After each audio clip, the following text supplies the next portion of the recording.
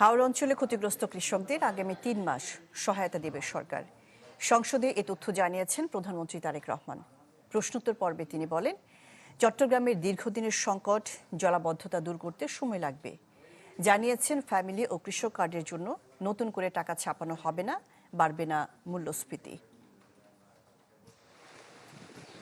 টানা বৃষ্টি আর পাহাড়ি ঢলে বিপর্যস্ত দেশের উত্তর পূর্বের হাওড় অঞ্চল।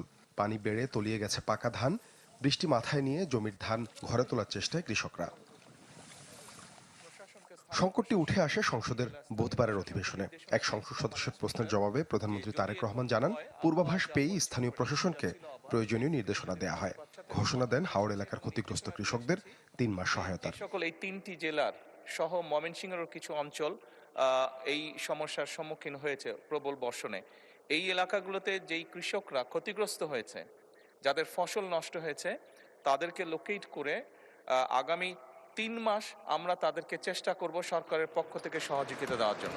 চট্টগ্রামের জন্য যদি প্রথমে সংসদের আলোচনায় উঠে আসে চট্টগ্রামের জলাবদ্ধতার প্রসঙ্গটি। দীর্ঘদিনের এই সংকটের সহসায় সমাধান মিলছে না বলে জানান প্রধানমন্ত্রী।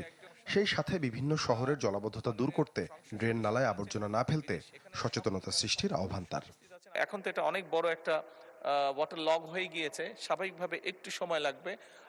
এই কষ্টের জন্য আমি আমার অবস্থান থেকে চট্টগ্রাম শহরে বসবাসকারী সকল নাগরিকের কাছে আন্তরিকভাবে দুঃখ প্রকাশ করছি। আমরা চেষ্টা করছি যত দ্রুত সম্ভব এই সমস্যাটা থেকে মানুষকে বের করে নিয়ে আসা যায়। আরেক এমপির প্রশ্নের জবাবে সংসদ নেতা বলেন, ফ্যামিলি ও কৃষক কার্ডের জন্য নতুন করে টাকা ছাপা হবে না, এজন্য মুদ্রাস্ফীতি বাড়বে না বলেও জানান তিনি।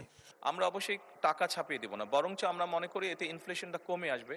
এইটা এক কাইন্ড অফ ইনভেস্টমেন্ট, রাষ্ট্রের একটা ইনভেস্টমেন্ট, যে ইনভেস্টমেন্টের মাধ্যমে ধীরে ধীরে লোকাল শিল্পগুলো গড়ে উঠবে, যে ইনভেস্টমেন্টের মাধ্যমে ধীরে ধীরে কর্মসংস্থানও গড়ে উঠবে।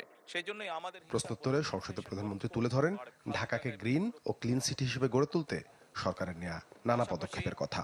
রাজধানী ঢাকাকে ক্লিন এবং গ্রিন সিটি রূপে গড়ে তোলার লক্ষ্যে। সাদ বিন শফিক, চ্যানেল 24, ঢাকা।